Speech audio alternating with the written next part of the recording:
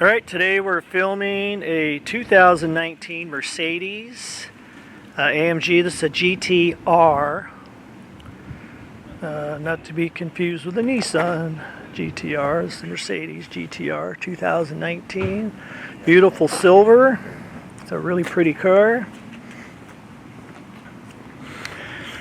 And this one does have fasteners underneath. It has a center fastener. Unfortunately, we can't use it because there's a camera right there. So we're going to mount it. There's a screw off to the driver's side, and we're going to use that to mount it.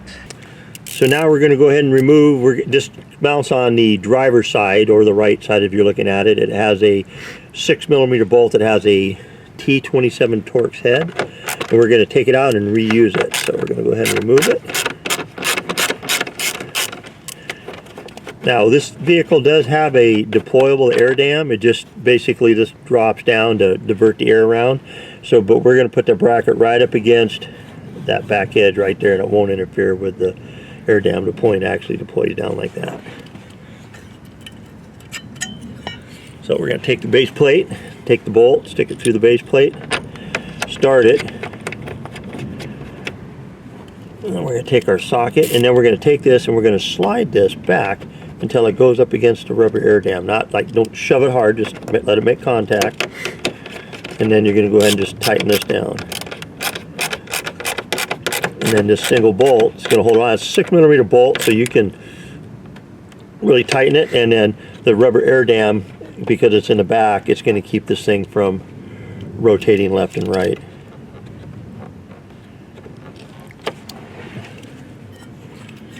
And all you need to do is take your front plate, start it in, pull your pull pin, slide it so it clicks into place. There you go.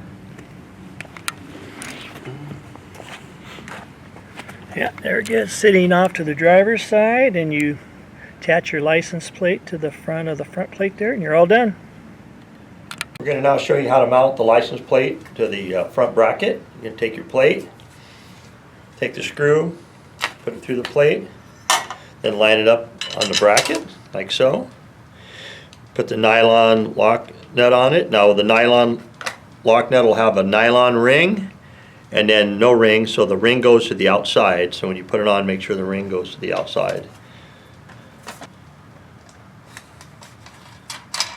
And then take your 10mm socket, or wrench, if you have just a wrench, Phillips screwdriver, and just tighten them up.